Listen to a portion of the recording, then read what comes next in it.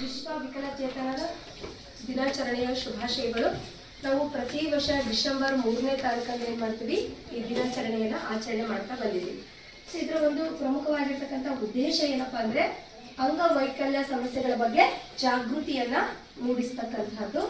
ಹಾಗೆ ವಿಕಲಚೇತನರ ಹಕ್ಕುಗಳು ಮತ್ತು ಘನತೆಯನ್ನು ಉತ್ತೇಜಿಸುವುದು ಹಾಗೂ ಸಾಮಾಜಿಕ, ರಾಜಕೀಯ, ಆರ್ಥಿಕ ಮತ್ತು ಸಾಂಸ್ಕೃತಿಕ ಜೀವನದಲ್ಲಿ ಅವರ ಸಮಾನ ಅವಕಾಶಗಳನ್ನು ಖಾತ್ರಿಪಡಿಸ್ತಕ್ಕಂಥದ್ದು. ಸೊ ನಾವೆಲ್ಲರೂ ಏನು ಮಾಡ್ತೀವಿ, ಅಂಗಾಂಗ ವೈಕಲ್ಯತೆ ಇದ್ಬಿಟ್ರೆ ಅದೇ ಒಂದು ದೊಡ್ಡ ಸಮಸ್ಯೆ ಅನ್ನೋ ರೀತಿಯಲ್ಲಿ ನಾವು ಬಿಂಬಿಸ್ತೀವಿ. ಅವ್ರಿಗೂ ಕೂಡ ನಮ್ಮಂತೆ ಜೀವನ ಮಾಡುವಂತಹ ಹಕ್ಕಿದೆ ಅನ್ನುವಂಥದ್ದನ್ನೇ ನಾವು ಬರೆದು ಬಿಟ್ಟು ಸೊ ಅವ್ರನ್ನ ಬೇರೆ ರೀತಿಯಲ್ಲಿ ನಾವು ನಡೆಸ್ಕೊಳ್ತಕ್ಕಂಥದ್ದು. ಅದಕ್ಕೆ ಆ ಮಕ್ಕಳು ಏನು ಮಾಡ್ತವೆ, ಮಾನಸಿಕವಾಗಿ ಕುಂದತಕ್ಕಂಥದ್ದು, ಆತ್ಮಸ್ಥೈರ್ಯವನ್ನು ಕಳ್ಕೊಳ್ತಕ್ಕಂಥ ಪರಿಸ್ಥಿತಿಗಳನ್ನು ನಾವು ನೋಡ್ತಾ ಹೋಗ್ತೀವಿ.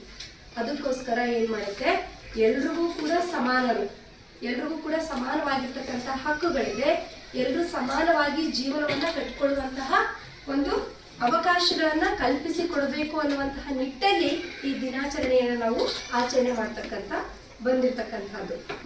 ಸೊ ನೋಡ್ರಿ, ನಾವು ಯಾವಾಗಲೂ ಹೇಳ್ತೀವಿ, ಯಾರಾದರೂ ಒಬ್ಬ ವಿದ್ಯಾರ್ಥಿ ಕಿವುಡ ಆಗಿದ್ರೆ ಅಥವಾ ಮೂಕ ಆಗಿದ್ರೆ, ಕುಂಟ ಆಗಿದ್ರೆ ಅವರನ್ನು ನಾವು ಒಂಥರ ಟ್ರೀಟ್ ಮಾಡ್ತೀವಲ್ವಾ.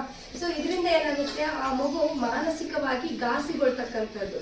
ಸೊ ನನಗೆ ಯಾಕೆ ಬೇಕಪ್ಪ, ಇವು ಪ್ರವಾಸನೇ ಬೇಡ, ಜೊತೆ ಹೋಗೋದೇ ಬೇಡ ಅಂತೇಳಿ ಆ ಮಗು ಮನೆಯಲ್ಲೇ ಉಳ್ಕೊಳ್ತಕ್ಕಂಥ ಪರಿಸ್ಥಿತಿ ಇರ್ತಕ್ಕಂಥದ್ದನ್ನ ನಾವು ನೋಡ್ತಾ ಹೋಗ್ತೀವಿ. ಆ ಥರ ಯಾವುದೇ ಮಕ್ಕಳು ಕೂಡ ಮನೆಯಲ್ಲಿ ಉಳ್ಕೋಬಾರ್ದು, ಅವ್ರಿಗೂ ಕೂಡ ಬದುಕುವಂತಹ ಒಂದು ಸ್ವತಂತ್ರ ಇದೆ ಅನ್ನುವಂಥದ್ದನ್ನ ಕೆಲವೊಂದು ಉದಾಹರಣೆಗಳ, ಜೀವಂತವಾಗಿರ್ತಕ್ಕಂಥ ಉದಾಹರಣೆಗಳ ಮೂಲಕ ನಾವು ನೋಡ್ತಕ್ಕಂಥದ್ದು ನೋಡಬಹುದು. ನೋಡ್ರಿ, ಕೆಲವೊಂದು ಮಕ್ಕಳು ಹುಟ್ಟಬೇಕಾದ್ರೆ ಹೆಂಗಿರ್ತವೆ, ಕೈ ಕಾಲುಗಳು ಇರೋದಿಲ್ಲ ಅಲ್ವಾ, ಜೊತೆಗೆ ಕಿವಿ ಇಲ್ಲದೆ ಇರ್ತಕ್ಕಂಥ ಮಕ್ಕಳು ಇರ್ತಾರೆ. ಜೊತೆಗೆ ಕೈಗಳೇ ಇರೋದಿಲ್ಲ, ಕಾಲುಗಳು ಮಾತ್ರ ಇರ್ತದೆ. ಕಾಲುಗಳು ಇರೋದಿಲ್ಲ, ಕೈಗಳು ಮಾತ್ರ ಇರ್ತಕ್ಕಂಥ ಮಕ್ಕಳುಗಳನ್ನ, ವಿವಿಧ ರೀತಿಯ ಬಹು ಅಂಗಾಂಗ ವೈಕಲ್ಯತೆ ಇರುವಂತಹ ಮಕ್ಕಳನ್ನ ನಾವು ನೋಡ್ತಾ ಹೋಗ್ತೀವಿ. ಸೊ ಅದಕ್ಕೆ ಒಂದು ಬೆಸ್ಟ್ ಉದಾಹರಣೆ ಏನಂದ್ರೆ, ನಾವೆಲ್ಲರೂ ಚೆನ್ನಾಗಿದೆಯಲ್ಲ, ನಮ್ಗೆಲ್ಲರೂ ಅಂಗಾಂಗಗಳು ಚೆನ್ನಾಗಿದೆಯಲ್ಲ, ಎಲ್ಲ ಅಂಗಾಂಗಗಳು ಚೆನ್ನಾಗಿದ್ರೂ ಕೂಡ ನಾವು ಏನು ಸಾಧನೆ ಮಾಡ್ತೀವಿ. ಆದ್ರೆ ಆ ಮಕ್ಕಳಲ್ಲಿ ಅಂಗಾಂಗ ವೈಕಲ್ಯತೆ ಇದ್ರೂ ಕೂಡ ವಿಶೇಷವಾಗಿರ್ತಕ್ಕಂಥ ಸಾಧನೆ ಮಾಡಿರ್ತಕ್ಕಂಥದ್ದನ್ನ ನಾವು ನೋಡ್ತಾ ಹೋಗ್ತೀವಿ. ಅದರಲ್ಲಿ ಆಸ್ಟ್ರೇಲಿಯಾದಲ್ಲಿ ನಿಕೆ ಜೆನಿಕ್ಸ್ ಅಂತಕ್ಕಂಥ ಒಬ್ಬ ವ್ಯಕ್ತಿ, ಅವರಿಗೆ ಹುಟ್ಟಬೇಕಾದ್ರೆ ಏನಾಗಿರುತ್ತೆ, ಕಾಲುಗಳಿರೋದಿಲ್ಲ, ಎರಡೂ ಕಾಲುಗಳಿಲ್ಲ, ಎರಡೂ ಕೈಗಳಿಲ್ಲ, ಇದು ಅಷ್ಟೇ ಭಾಗ ಇರ್ತಕ್ಕಂಥದ್ದು. ಜೊತೆಗೆ ಒಂದು ಸ್ಪಂಜಿನ ಆಕಾರದಲ್ಲಿ ತೆಳುವಾಗಿ ಏನಾಗಿರುತ್ತೆ, ಒಂದು ಕಾಲು ಅಂತ ಹೇಳಕ್ಕೂ ಬರೋದಿಲ್ಲ, ಕೈ ಅಂತ ಹೇಳಕ್ಕೂ ಬರೋದಿಲ್ಲ, ಆ ಒಂದು 2-3 ಬೆರಳು ಆಕಾರದ ರಚನೆಗಳು ಇರ್ತಕ್ಕಂಥ ಒಬ್ಬ ವ್ಯಕ್ತಿಯನ್ನು ನಾವು ನೋಡ್ತೀವಿ. ಆ ಮಗು ಹುಟ್ಟಿದಾಗ ನಾವೆಲ್ಲರೂ ಏನ್ ಮಾಡ್ತೀವಿ, ನಮ್ಮಂತರಾಗ್ಬಿಟ್ರೆ ಹತ್ಕೋತ ಕೂತ್ಕೊಳ್ತಿದ್ವಿ ಅಲ್ವಾ. ನಾವ್ ಎಷ್ಟೊಂದು ಕನಸುಗಳನ್ನ ಹೊತ್ಕೊಂಡಿರ್ತೀವಿ, ಆಸೆಗಳನ್ನ ಇಟ್ಕೊಂಡಿರ್ತೀವಿ. ಮಗು ಜನಿಸ್ಬೇಕಾದ್ರೆ ನನ್ನ ಮಗು ತುಂಬಾ ಚೆನ್ನಾಗಿರ್ಬೇಕು, ಆರೋಗ್ಯವಾಗಿರ್ಬೇಕು, ಈ ರೀತಿ ಕನಸುಗಳನ್ನ ನಾವು ಕಂಡಿರ್ತೀವಿ. ಆದ್ರೆ ಆ ತಾಯಿ ಕೂಡ ಹಂಗೆ ಕನಸುಗಳನ್ನ ಕಂಡಿರ್ತಾಳೆ, ನನ್ನ ಮಗು ತುಂಬಾ ಚೆನ್ನಾಗಿರ್ಬೇಕು ಅನ್ನುವಂಥ ಕನಸು. ಆದ್ರೆ ಮಗು ಜನಿಸಿದಾಗ ಏನಾಗುತ್ತೆ ಅಂದ್ರೆ ಎಲ್ರಿಗೂ ಕೂಡ ಆಶ್ಚರ್ಯ ಕಾದಿರುತ್ತೆ. ಅದು ಇಡೀ ವೈದ್ಯಕೀಯ ಲೋಕಕ್ಕೆ ಆಶ್ಚರ್ಯ. ಕಾರಣ ಏನು ಅಂತಂದ್ರೆ, ಆ ಮಗುವಿನ ತಾಯಿ ಕೂಡ ಒಬ್ಬ ನರ್ಸ್ ಆಗಿರ್ತಾಳೆ. ಹಾಗಾಗಿ ಕರೆಕ್ಟ್ಗೆ ಟೈಮ್ ಏನ್ ಮಾಡ್ತಿರ್ತಾಳೆ, ಚೆಕಪ್ ಅನ್ನ ಮಾಡಿಸ್ಕೊಳ್ತಾ ಇರ್ತಾಳೆ. ಅವ್ರು ಯಾರಿಗೂ ಕೂಡ ಚೆಕಪ್ ಮಾಡಿರ್ತಕ್ಕಂಥ ಡಾಕ್ಟರ್ಗಳಿಗೆ ಯಾರಿಗೂ ಕೂಡ ಆ ಮಗು ಅಂಗಾಂಗ ವೈಕಲ್ಯವಾಗಿದೆ ಅನ್ನುವಂಥದ್ದು ಗೊತ್ತಾಗೋದೇ ಇಲ್ಲ. ತಾಯಿಗೂ ಕೂಡ ಗೊತ್ತಾಗೋದಿಲ್ಲ. ಮಗು ಜನಿಸಿದ ನಂತರನೇ ಗೊತ್ತಾಗ್ತಕ್ಕಂಥದ್ದು ಆ ಮಗು ಅಂಗವೈಕಲ್ಯವನ್ನ ಹೊಂದ್ಬಿಟ್ಟು ಮಗು ಹುಟ್ಟಿದೆ ಅಂತ ಹೇಳಿ. ಯಾರಿಗೆ ತಾನೇ ಆಸೆ ಇರೋದಿಲ್ಲ, ನನ್ನ ಮಗು ಪುಟ್ಟ ಕೈಗಳಿಂದ ನನ್ನ ಮುಟ್ಟಬೇಕು, ನನ್ನ ಕೆನ್ನೆ ಸವರ್ಬೇಕು, ನನ್ನ ಜೊತೆ ಆ ಪುಟ್ಟ ಬಾಯಿಂದ ಮಗು ಬಾಯಿ ತುಟಿಗಳನ್ನ ಚಲನೆಯನ್ನ ಮಾಡಬೇಕು, ಪುಟ್ಟ ಕಾಲುಗಳಿಂದ ನಮ್ಮನ್ನ ಒದಿಬೇಕು ಅಂತ ಎಲ್ಲ ತಂದೆ ತಾಯಿಗಳಿಗೆ ಆಸೆ ಇರ್ತಕ್ಕಂಥದ್ದು ಸಹಜ ಅಲ್ವಾ. ಆದ್ರೆ ಈ ಮಗುವಿಗೆ ಕಾಲುಗಳು ಇರೋದಿಲ್ಲ, ಕೈಗಳು ಇರೋದಿಲ್ಲ. ಸೊ ಇದನ್ನ ನೋಡಿರ್ತಕ್ಕಂಥವ್ರಿಗೆ ನಮ್ಮಂದರಾದ್ರೆ ಏನ್ ಮಾಡ್ತಾ ಇದ್ರಿ, ಜೋರಾಗಿ ಅಳ್ತಾ ಕೂಡ್ತಾ ಇದ್ವಲ್ವಾ, ಅಯ್ಯೋ ನನಗೆ ಎಂತ ಮಗು ಜನಿಸ್ಬಿಡ್ತಪ್ಪ ಅಂತ ಅಳ್ತಾ ಇದ್ವಿ. ಇಲ್ಲ ದೇವರಿಗೆ ಅರಕೆಯನ್ನ ಹೊತ್ಕೊಳ್ತಾ ಇದ್ವಿ, ನನ್ನ ಮಗು ಚೆನ್ನಾಗಾದ್ರೆ ನಾನು ಈ ರೀತಿ ಅರಕೆಗಳನ್ನ ತೀರಿಸ್ತೀನಿ ಅಂತ ಹೇಳ್ಬಿಟ್ಟು. ಇಲ್ಲ ನನ್ನ ಹಣೆ ಬರನೇ ಸರಿ ಇಲ್ಲಪ್ಪ, ಎಂತ ಮಗುವಿಗೆ ಜನ್ಮವನ್ನು ಕೊಟ್ಬಿಟ್ಟೆ, ನಾನು ಹೆಂಗಪ್ಪ ಈ ಮಗು ಸಾಕೋದು ಅಂತ ಯೋಚನೆ ಮಾಡ್ತಾ ಇದ್ವಿ. ಆದ್ರೆ ಆ ಮಗುವಿನ ತಾಯಿ ಇದು ಯಾವ ಕೆಲಸವನ್ನು ಮಾಡಲ್ಲ. ಕಾರಣ ಅಯ್ಯಮ್ಮ ನರ್ಸ್ ಆಗಿರ್ತಾಳಲ್ವಾ, ಆ ವೃತ್ತಿಯನ್ನ ತುಂಬಾ ಪ್ರೀತಿಸ್ತಾ ಇರ್ತಾಳೆ. ಹಾಗಾಗಿ ಅಂಗವೈಕಲ್ಯವನ್ನು ಹೊಂದಿರ್ತಕ್ಕಂಥ ಮಗು ಜನಿಸಿದಾಗ ಆ ಮಗುವನ್ನ ನಾನು ಎಷ್ಟು ಚೆನ್ನಾಗಿ ನೋಡ್ಕೋಬಹುದು ಅನ್ನೋದನ್ನ ಯೋಚನೆ ಮಾಡ್ತಾಳೆ. ತುಂಬಾ ಖುಷಿಯಾಗಿ ಆ ಮಗುವನ್ನ ಮುದ್ದಾಡ್ತಾಳೆ, ತುಂಬಾ ಚೆನ್ನಾಗಿ ಆ ಮಗುವನ್ನ ಬೆಳೆಸ್ತಾ ಹೋಗ್ತಾಳೆ. ಎಷ್ಟರ ಮಟ್ಟಿಗೆ ಆ ಮಗುವನ್ನ ಬೆಳೆಸ್ತಾಳೆ ಒಬ್ಬ ತಾಯಿ. ಯಾಕಂದ್ರೆ ಇವತ್ತು ಏನಾದ್ರೂ ಒಂದು ಸಾಧನೆಯನ್ನ ಮಾಡಿದ್ರು ಅಂಗವೈಕಲ್ಯತೆಯನ್ನ ಹೊಂದಿರ್ತಕ್ಕಂಥವ್ರು ಅಂದ್ರೆ ಅವರಿಗೆ ಬೆನ್ನೆಲುಬಾಗಿ ನಿಂತ್ಕೊಳ್ತಕ್ಕಂಥದ್ದು ಅವರ ತಾಯಿ ಮತ್ತು ಅವರ ತಂದೆ ಆಗಿರ್ತಾರೆ. ಅಷ್ಟು ಸ್ಟ್ರಾಂಗ್ ಆಗಿರ್ತಕ್ಕಂಥ ಪರ್ಸನ್ ಅನ್ನ ಮಾಡ್ತಕ್ಕಂಥ ಒಂದು ಕೆಪಾಸಿಟಿ ಇರ್ತಕ್ಕಂಥದ್ದು ತಂದೆ ತಾಯಿಗಳಿಗೆ ಮಾತ್ರ ಅನ್ನುವಂಥದ್ದು. ಅದಕ್ಕೆ ನಾವು ತಂದೆ ತಾಯಿಗಳನ್ನ ದೇವರ ಸ್ವರೂಪಕ್ಕೆ ನಾವು ಹೋಲಿಸ್ತೀವಿ. ದೇವರು ಮಾಡದೇ ಇರ್ತಕ್ಕಂಥದ್ದನ್ನ ತಂದೆ ತಾಯಿಗಳು ಮಾಡ್ತಾರೆ ಅನ್ನುವಂಥದ್ದು. ಎಷ್ಟು ಚೆನ್ನಾಗಿ ಅಂದ್ರೆ ಆ ಮಗು 6 ವರ್ಷಕ್ಕೆ ಬರೋ ವರ್ಷದೊತ್ತಿಗೆ ಆ ಮಗು ಸ್ಪಂಜಿನಂತ ರೀತಿಯಲ್ಲಿ ಆಕಾರ ರಚನೆ ಇರ್ತದಲ್ಲ, ಕಾಲಿನ ತರ ಆ ಬೆರಳುಗಳು ಇರ್ತಾವಲ್ಲ, ಆ ಬೆರಳುಗಳ ಮಧ್ಯದಲ್ಲಿ ಚಾಕ್ಪೀಸ್ ಅನ್ನ ಸಿಗಿಸ್ಬಿಟ್ಟು ಆ ಹುಡುಗಿಗೆ ಅಕ್ಷರ ಅಭ್ಯಾಸವನ್ನ ಮಾಡಿಸೋದಕ್ಕೆ ಶುರು ಮಾಡ್ತಾರೆ. ಅಕ್ಷರ ಅಭ್ಯಾಸವನ್ನ ಮಾಡಿಸಿ ಆ ಮಗು ಕೂಡ ಅಷ್ಟೇ ಚೆನ್ನಾಗಿ ಕಲಿತಾ ಹೋಗುತ್ತೆ. ಅವ್ರ ಅಮ್ಮ ಏನೇನು ಹೇಳ್ತಾರೋ ಅದನ್ನೆಲ್ಲ ಕಲಿತಾ ಹೋಗುತ್ತೆ. ಜೊತೆಗೆ ಆ ಮಗುವನ್ನ ಸ್ಕೂಲಿಗೆ ಸೇರಿಸ್ಬೇಕಲ್ಲ 6 ವರ್ಷ ಆದ್ಮೇಲೆ. ಸೊ ಅವಾಗ ನಿಜವಾಗಿರ್ತಕ್ಕಂಥ ಸಮಸ್ಯೆ ಉದ್ಭವ ಆಗ್ತಕ್ಕಂಥದ್ದು. ಆ ಮಗುವನ್ನ ಸ್ಕೂಲಿಗೆ ಸೇರಿಸ್ಬೇಕು ಅಂತ ಹೇಳಿ ಓದಂತ ಸಂದರ್ಭದಲ್ಲಿ ಯಾವ ಸ್ಕೂಲಲ್ಲೂ ಕೂಡ ಆ ಮಗುವಿಗೆ ಅಡ್ಮಿಷನ್ ಕೊಡಲ್ಲ. ಯಾಕೆ ಅಂತಂದ್ರೆ ಈ ಮಗು ಎಲ್ಲರೂ ತರ ಇಲ್ಲ ಅಲ್ವಾ? ಯಾಕೆಂದ್ರೆ ಆ ಮಗುವಿಗೆ 2 ಕಾಲಿಲ್ಲ, 2 ಕೈಗಳಿಲ್ಲ, ಮಾಂಸದ ಮುದ್ದೆ ಅಷ್ಟೇ ಇರ್ತಕ್ಕಂಥದ್ದು. ಈ ಮಗುವನ್ನ ನಾವು ಅಡ್ಮಿಷನ್ ಏನಾದ್ರೂ ಕೊಟ್ರೆ ಈ ಮಗುವಿಗೆ ಫಸ್ಟ್ ಮಗು ಬೇರೆ ಮಕ್ಕಳನ್ನ ನೋಡಿ ನಾನು ಯಾಕೆ ಆ ಮಕ್ಕಳ ತರ ಇಲ್ಲ ಅಂತ ಹೇಳಿ ಆ ಮಗು ಫೀಲ್ ಆಗ್ಬೋದು, ಬೇಜಾರು ಮಾಡ್ಕೋಬಹುದು, ಮಾನಸಿಕವಾಗಿ ಖಿನ್ನತೆಗೆ ಒಳಗಾಗಬಹುದು. 2ನೇ ರೀಸನ್ ಏನ್ ಕೊಡ್ತಾರೆ ಶಾಲಾ ಮಂಡಳಿಯವರು ಅಂದ್ರೆ ಇತರೆ ಮಕ್ಕಳು ಆ ಮಗುವನ್ನೇ ನೋಡ್ಕೊಳ್ತಾ ಕುತ್ಕೊಂಡು ಪಾಠ ಕೇಳೋದ್ ಬಿಡ್ಬೋದು, ಪಾಠದಲ್ಲಿ ಆಸಕ್ತಿ ಇಲ್ಲದೆ ಇರ್ಬೋದು ಆ ಮಕ್ಕಳಿಗೆ. ಸೊ ಇಂಥ ಒಂದು ಘಟನೆಗಳು ಸಂಭವಿಸ್ತವೆ. ಹಾಗಾಗಿ ಈ ಮಗುವಿಗೆ ನಾವು ಅಡ್ಮಿಷನ್ ಅನ್ನ ಕೊಡಲ್ಲ ಅಂತ ಹೇಳಿ ನಿರಾಕರಿಸ್ತಾರೆ. ಆಗ ತಂದೆ ತಾಯಿ ಏನ್ ಮಾಡ್ತಾರೆ ಅಂದ್ರೆ ಎಷ್ಟು ದಿಟ್ಟತನದ ನಿರ್ಧಾರವನ್ನ ತಗೊಳ್ತಾರೆ ಅಂದ್ರೆ ಕೋರ್ಟಿಗೆ ಹೋಗ್ತಾರೆ ಅವರು. ಯಾಕೆ ನನ್ನ ಮಗುಗೆ ಅಡ್ಮಿಷನ್ಸ್ ಕೊಡಲ್ಲ? ನನ್ನ ಮಗು ಏನಂದ್ರೆ ಮೆಂಟಲಿ ಆಗಿರ್ತಕ್ಕಂಥ ಡಿಸಬಿಲಿಟಿಯನ್ನು ಹೊಂದಿಲ್ಲ. ಆ ಮಗು ಕೇವಲ ಹೊಂದಿರ್ತಕ್ಕಂಥದ್ದೇನು ಅಂಗಾಂಗಗಳ ವೈಕಲ್ಯತೆ ಮಾತ್ರ ಹೊಂದಿರ್ತಕ್ಕಂಥದ್ದು ಅಷ್ಟೇ. ಮೆಂಟಲಿ ಸ್ಟ್ರಾಂಗ್ ಇದೆ ನನ್ನ ಮಗು ಫೇಸ್ ಮಾಡುತ್ತೆ. ನನ್ನ ಮಗುಗೆ ಯಾಕೆ ಅಡ್ಮಿಷನ್ ಕೊಡಲ್ಲ ಅಂತ ಹೇಳಿ ಹೋಗ್ತಾರೆ. ಕೋರ್ಟ್ ಕೂಡ ಆ ತಂದೆ ತಾಯಿ ಪರವಾಗಿ ತೀರ್ಪುಗಳನ್ನ ಕೊಡ್ತಕ್ಕಂಥದ್ದು. ಆ ಮಗುವಿಗೆ ಅಡ್ಮಿಷನ್ ಕೊಡ್ರಿ ಅಂತ ಹೇಳಿ ಆ ಮಗುವಿಗೆ ಅಡ್ಮಿಷನ್ ಕೊಡ್ತಾರೆ. ಆ ಮಗು ತರಗತಿಯಲ್ಲಿರ್ತಕ್ಕಂಥ ಎಲ್ಲಾ ಮಕ್ಕಳಿಗಿಂತ ಹೆಚ್ಚು ಸ್ಟ್ರಾಂಗ್ ಆಗಿರುತ್ತೆ ಮೆಂಟಲಿ. ಹಾಗೆ ಎಲ್ಲಾ ಮಕ್ಕಳಿಗಿಂತ ಓದೋದ್ರಲ್ಲಿ ಫಸ್ಟ್ ಇರ್ತದೆ, ನಂಬರ್ 1 ಇರ್ತದೆ. ಆ ಮಗು 7ನೇ ಕ್ಲಾಸಿಗೆ ಬರೋ ವರ್ಷಕ್ಕೆ ಆ ಮಗು, ನೀವು ಇವತ್ತೇನ್ ಚರ್ಚಾ ಸ್ಪರ್ಧೆಗಳಲ್ಲಿ ಮಾತಾಡ್ರಿ ಅಂದ್ರೆ 5 ನಿಮಿಷ ನೀವು ಮಾತಾಡಲ್ಲ, ನಿರರ್ಗಳವಾಗಿ ಮಾತಾಡ್ತೈತಿ. ಆ ಮಗು ಸಾಕಷ್ಟು ಪ್ರೈಸ್ಗಳನ್ನ ತಗೊಳ್ತೈತಿ. ಯಾಕಂದ್ರೆ ಬಾಯಿಗೆ ಮಾತನಾಡಿಕೆ ಏನೋ ಅಂಗವೈಕಲ್ಯತೆ ಇಲ್ವಲ್ಲ ಆ ಮಗುವಿಗೆ, ಅದನ್ನ ನಾವು ಬಳಸ್ಕೋಬಹುದು ತಾನೇ ಸಾಮರ್ಥ್ಯವನ್ನ. ಆ ಮಗು ತುಂಬಾ ಚೆನ್ನಾಗಿ ಮಾತನಾಡುತ್ತೆ. ಜೊತೆಗೆ ಎಷ್ಟು ಚೆನ್ನಾಗಿ ಆ ಮಗು ಬೆಳವಣಿಗೆ ಹೊಂದುತ್ತೆ ಅಂತಂದ್ರೆ ಕಾಲೇಜ್ ಲೆವೆಲ್ಗೆ ಬರೋ ಅಷ್ಟೊತ್ತಿಗೆ ವಿದ್ಯಾರ್ಥಿಗಳ ಲೀಡರ್ ಆಗುತ್ತೆ ಆ ಮಗು. ಸೊ ವಿದ್ಯಾರ್ಥಿಗಳ ಲೀಡರ್ ಆಗೋದ್ರ ಜೊತೆಗೆ ಇಡೀ ಪ್ರಪಂಚದಲ್ಲಿರ್ತಕ್ಕಂತಹ ಪ್ರಮುಖವಾಗಿರ್ತಕ್ಕಂತಹ ದೇಶಗಳಲ್ಲಿ ಆ ಮಗು ಉಪನ್ಯಾಸವನ್ನ ಕೊಡೋದಕ್ಕೆ ಶುರು ಮಾಡುತ್ತೆ. ಇವತ್ತು ಅದು ಎಷ್ಟರ ಮಟ್ಟಿಗೆ ಬಿಜಿ ಶೆಡ್ಯೂಲ್ ಇದೆ ಅಂತಂದ್ರೆ ಅವ್ರ ಕಾಲ್ ಶೀಟ್ ಸಿಗೋದಿಲ್ಲ ಅವ್ರು ಮಾತನಾಡ್ಸಕ್ಕೆ ಕೊಡಕ್ಕೆ. ಅಂತ ಮಗು ಜನಿಸಿರ್ತಕ್ಕಂಥದ್ದು ಆಸ್ಟ್ರೇಲಿಯಾದೊಳಗಡೆ. ಆ ದೇಶ ಆ ಮಗುವನ್ನ ಯುವರತ್ನ ಅನ್ನುವಂತಹ ಒಂದು ಬಿರುದನ್ನ ಕೊಟ್ಬಿಟ್ಟು ಗೌರವಿಸ್ತಾ ಇದೆ.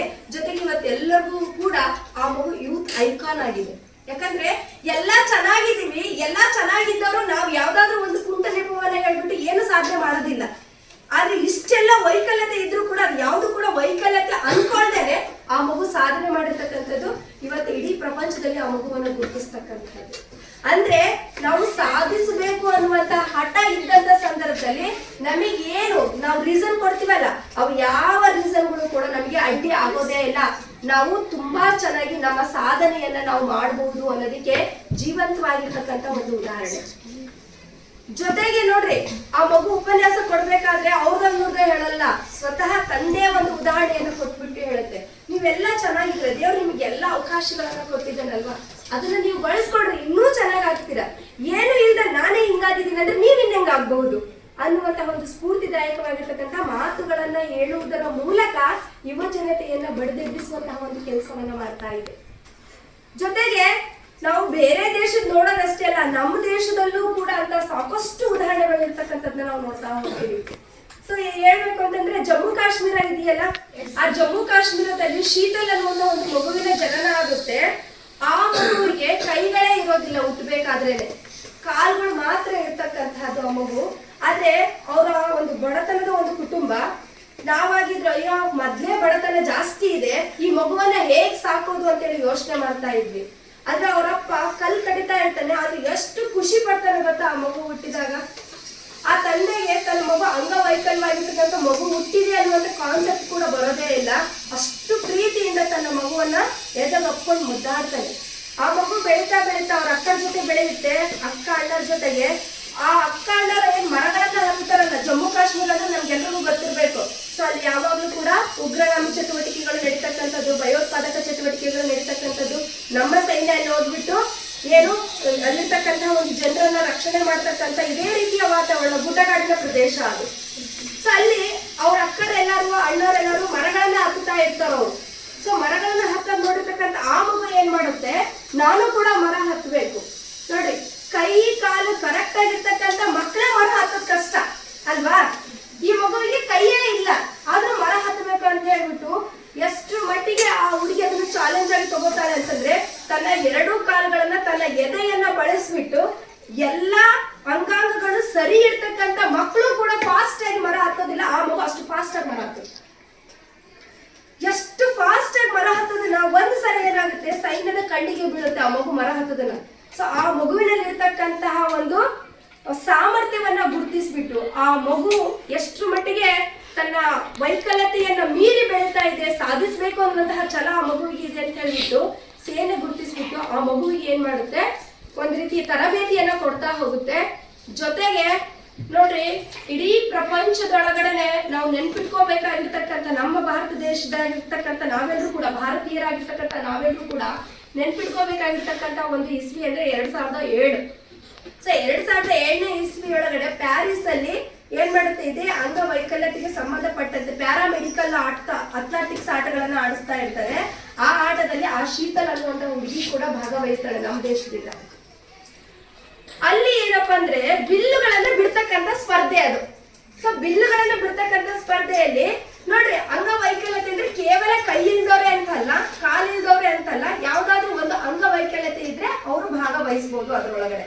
ಈ ಮಗು ಕೂಡ ಭಾಗವಹಿಸುತ್ತಲ್ಲ, ಭಾಗವಹಿಸಿದ ಸಂದರ್ಭದಲ್ಲಿ ಅಲ್ಲಿ ಕೈ ಚೆನ್ನಾಗಿರುತ್ತೆ, ಕಾಲಿಂದ ಕೂಡ ಭಾಗವಹಿಸುತ್ತದೆ. ಕೈಯಿಂದ ನೇರವಾಗಿ ಬಿಲ್ಲುಗಳನ್ನು ಬಿಡ್ಬೋದಲ್ವಾ, ಆದ್ರೆ ಈ ಮಗುವಿಗೆ ಕೈಗಳೇ ಇಲ್ಲ, ಹೇಗೆ ಬಿಲ್ಲುಗಳನ್ನ ಬಿಡಬೇಕು ನೋಡ್ರಿ. ಎದೆ ಮತ್ತು ಭುಜವನ್ನ ಬಳಸ್ಕೊಂಡ್ಬಿಟ್ಟು ಆ ಮಗು ಏನ್ ಮಾಡುತ್ತೆ, ಬಾಣವನ್ನ ಬಿಡುತ್ತೆ, ಕರೆಕ್ಟ್ ಆಗಿ ಗುರಿಯನ್ನ ತಲುಪ್ತಕ್ಕಂಥದ್ದು.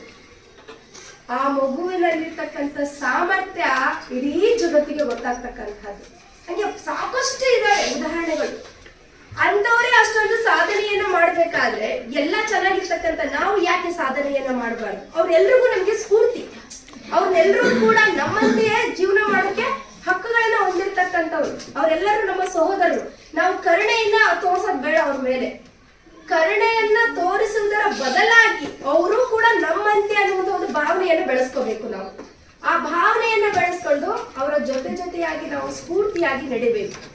ಇಷ್ಟು ಕೆಲಸ ಮಾಡಿದ್ರೆ ಸಮಾಜದಲ್ಲಿ ಏನಿದೆಯೋ ಈ ಅಂಗವೈಕಲ್ಯತೆ ಅನ್ನುವಂಥದ್ದು ಸಂಪೂರ್ಣವಾಗಿ ಹೋಗ್ಬಿಟ್ಟು ಅವರು ಅದನ್ನ ಮೀರಿ ತುಂಬಾ ಚೆನ್ನಾಗಿ ಸಾಧನೆಯನ್ನ ಮಾಡ್ತಾರೆ, ತುಂಬಾ ಚೆನ್ನಾಗಿ ಜೀವನವನ್ನ ಕಟ್ಕೋತಾರೆ. ಸೊ ಆ ನಿಟ್ಟಿನಲ್ಲಿ ನಾವೆಲ್ಲರೂ ಕೂಡ ಪ್ರಯತ್ನವನ್ನ ಮಾಡಬೇಕು. ಅದಕ್ಕೆ ಹೇಳ್ತೀವಿ, ಸಮಾವೇಶಿತ ಸಮಾಜದಲ್ಲಿ ಈ ವಿಶೇಷ ಚೇತನ ಮಕ್ಕಳಿಗೆ ಸಮಾನವಾಗಿರ್ತಕ್ಕಂಥ ಅವಕಾಶಗಳನ್ನ ಕೊಡಬೇಕಾಗುತ್ತೆ. ಆ ಸಮಾನವಾಗಿರ್ತಕ್ಕಂಥ ಅವಕಾಶಗಳು ಸಿಕ್ಕಂತ ಸಂದರ್ಭದಲ್ಲಿ ಒಂದು ಸಮಾಜ ಅಭಿವೃದ್ಧಿ ಆಗೋದಕ್ಕೆ ಸಾಧ್ಯ, ಸಮಾಜ ಅಭಿವೃದ್ಧಿ ಆಗುವುದರ ಜೊತೆಗೆ ಇಡೀ ದೇಶದ ಅಭಿವೃದ್ಧಿ ಆಗುತ್ತೆ ಅಂತ ಹೇಳಿ.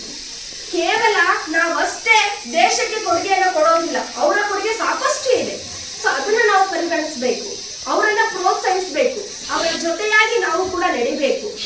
ಎಲ್ಲರೂ ಕೂಡ ಅವರ ಜೊತೆಯಾಗಿ ನಡೆಯೋಣ ಅಂತ ಹೇಳ್ತಾ ನನ್ನ ಮಾತುಗಳಿಗೆ ನಾನು ವಿರಾಮವನ್ನು